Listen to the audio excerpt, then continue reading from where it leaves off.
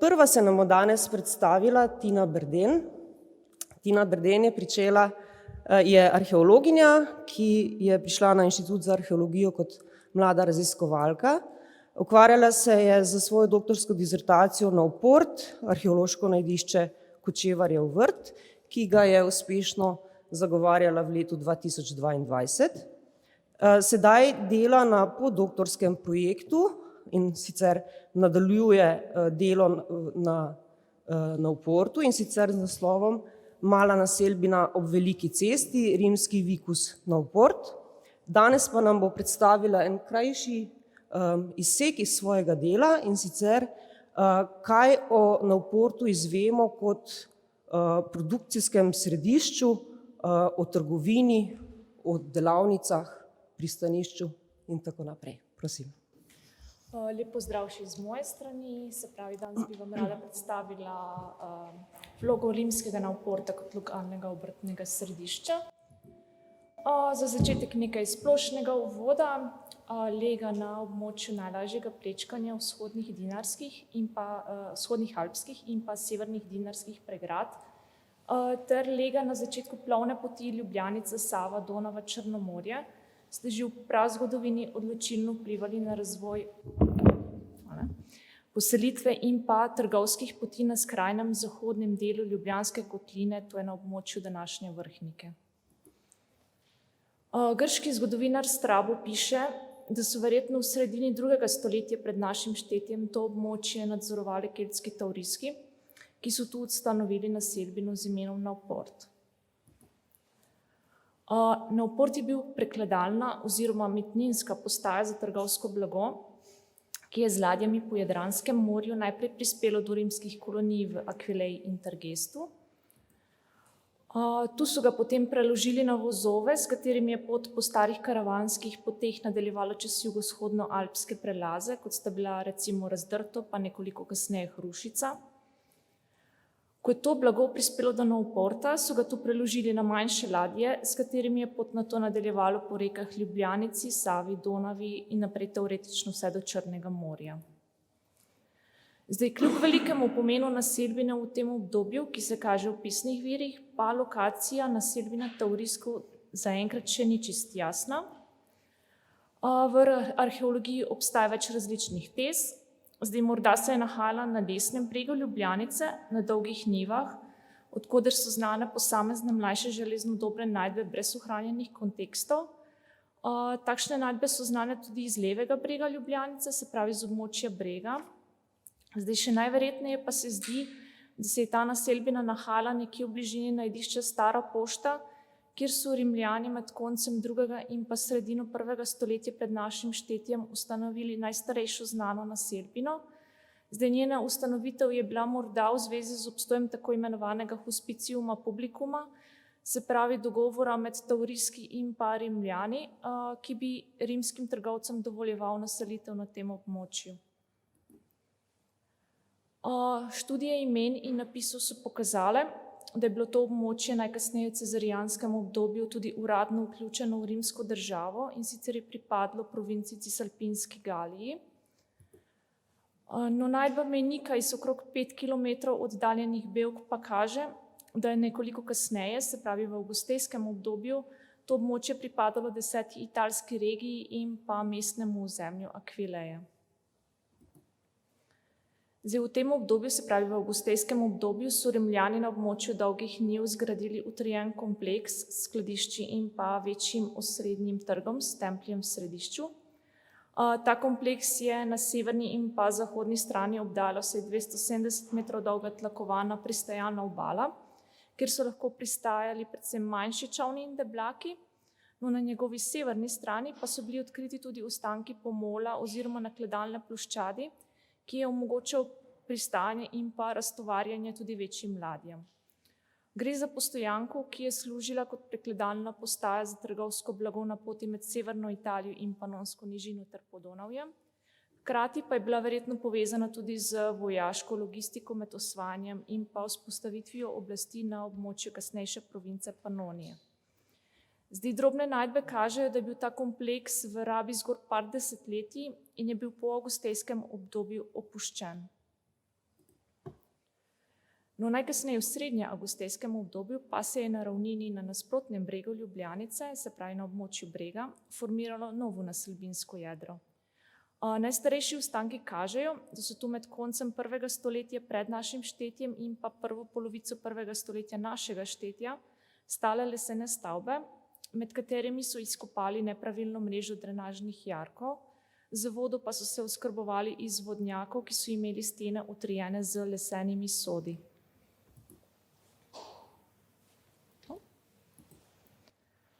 V plasteh iz tega obdobja so bili najdeni ostanki železove žlindre, se pravi odpadka pri pridobivanju surovega železa v pečeh. Najdeni pa so bili tudi ostanki oblog samih peči. Zdaj, raziskave vzorca vrhniške žlindre so nam pokazale, da so talili zelo kvalitetno rudo z relativno malo nečistočami, iz katere so lahko nato izdelali kvalitetne železne izdelke. Zdaj, ostankov sami peči niso našli. Glede na prisotnost ostankov oblog peči in pa količino žlindre predvidevamo, da so se verjetno nahajale nekje v neposredni bližini. Na isti lokaciji in pa v enako starih plasteh so bili najdeni tudi ostanki kroglastega prežganega talilnega lončka z izlivkom. Na ust je imel zataljen droben delec bakra, ki kaže, da je najverjetneje služil vlivanju v kalupe. Razmeroma blizu je bil najden tudi polizdelek bronaste, tako imenovane noriško-panonske dvogumbaste fibule. Zdaj na slikci vidite ulito osnovo fibule, ki so jo potem v nadaljem postopku še dodelali s tolčenjem in ji dodali žičnato peresovino. Navedeno kaže, da so nekje na območju Brega, se pravi v prvi polovici 1. stoletja našega štetja, izdelovali vsaj omenjeno vrsto fibul, morda pa tudi druge bronaste izdelke. Najdbe vičkov, motkov in pa uteži za statve se ujemajo z najdbo svinčene etikete, ki omenja uvoz surove volne in kažejo na predelavo volne, morda tudi lanu in pa drugih tekstilnih surovin na Oportu. No, druga svinčena etiketa, ki govori o prevozu majhnih ali kratkih tunik, pa kaže teoretično na možnost obstoja tudi nekih večjih tekstilnih delavnic nekje v naselbini. Ob tem so bili najdeni še drugi predmeti povezani s tekstilstvom, kot so na primer različne šivanke in pa igle za pletenje mrež ali tančic. Tako kot v večini rimskih naselbin je bilo na Oportu razvito tudi lončarstvo. Ob širokem naboru voženega finega namiznega in pa transportnega posodja iz velikih sredozemskih lončarskih centrov je dobro zastopano tudi kuhinjsko posodje, ki je bilo najverjetneje izdelano v domačih lončarskih delavnicah. Zanje je namreč značilna uporaba specifičnih receptur lončarskih mas, predvsem z visoko vsebnostjo zdrobljenega apnenca. Posebnost pa predstavlja tudi keramika izdelana iz gline, ki so ji premešali veliko količino plev in ki se v največjem številu pojavlja ravno na Oportu. Zastopani so prostoročno izdelani lonci preprostih, poznoprazgodovinskih oblik, ob njih pa se pojavljajo tudi lonci, ki so bili delani na lončarskem kolesu. Ob njih so bili najdeni še preprosti krožniki, pekve, pokrovi, trinožniki in pa majhni enoročajni lončki. Zdaj v isto starih plasteh, se pravi v plasteh iz konca 1. stoletja pred našim štetjem in pa iz prve polovice 1. stoletja našega štetja so bile najdene tudi med 1,5 do 2,5 cm velike modre kroglice z rumenkasto rjavo patino in pa modro notranjostjo. Pregled pod optičnim mikroskopom nam je pokazal, da gre v bistvu za skupek modrih in pa belih kristalčkov ter nečistoč. Nadaljnje analize z elektronskim mikroskopom so nam pokazale, da modre kristalčke sestavljajo kalcijeve, bakrove in pa silikatne komponente, beli kristalčki pa pripadajo silikatom. Zdaj, primerjava teh naših rezultatov analiz z objavljeno literaturo je pokazala, da imamo opravka s kroglicami egipčansko modrega barvila. Gre za umetni pigment, ki so ga izdelovali s segrevanjem mešanice kremenčevega peska, bakra, apnenca in pa kalija ali natrija. Iz zmesi so po segrevanju potem naredili majhne kroglice, kot jih vidite na slajdu, ki so jih potem tik pred uporabo zdrobili in presejali, da so dobili pigment, s katerim so dosegli različne odtenke modre barve. Gre torej za pigment, ki ga je bilo relativno lahko izdelovati praktično povsod in je nadomeščal takrat izjemno drage modre pigmente iz azurita in pa lapis lazulija. Zdaj, najstarejši dokazi za izdelavo egipčansko modre izvirajo že iz 3. tisočletja pred našim štetjem. V rimski dobi je bila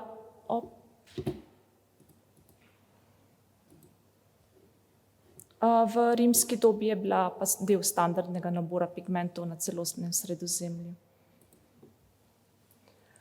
No, te lesene hiše z vmesnimi jarki z brega so kasneje, se pravi v drugi polovici 1. stoletja našega štetja, nadomestile dolge zidane hiše ali skladišča, ki so se vrstila ob cesti.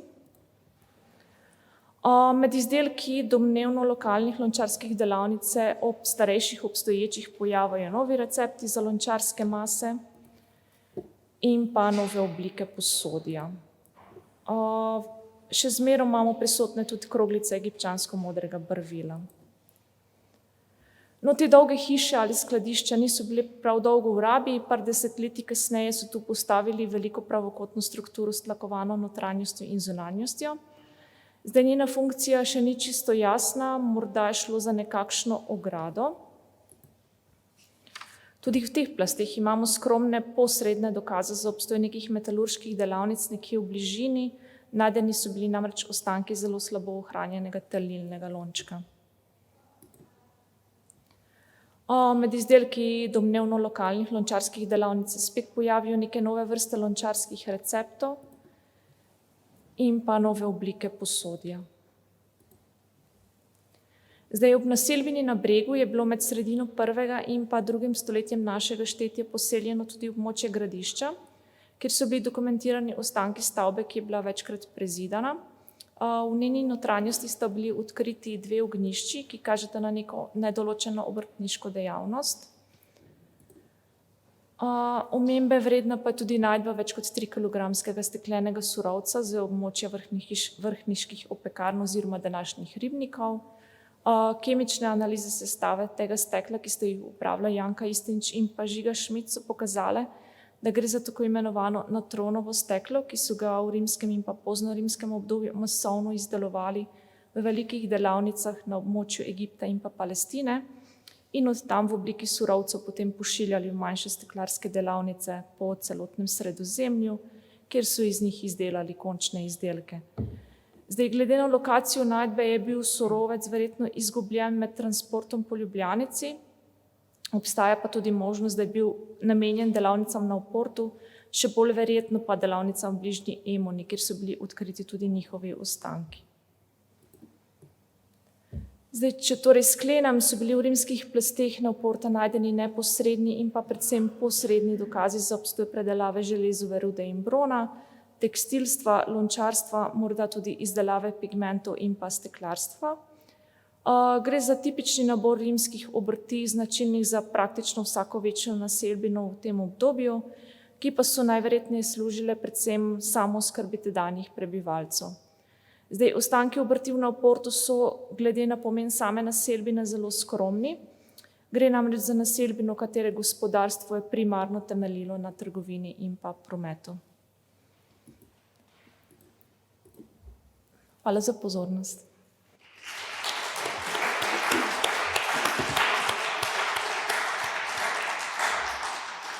Najlepša hvala. Vprašanja bomo postavljali potem ob koncu sklopa vseh 3 predavanj.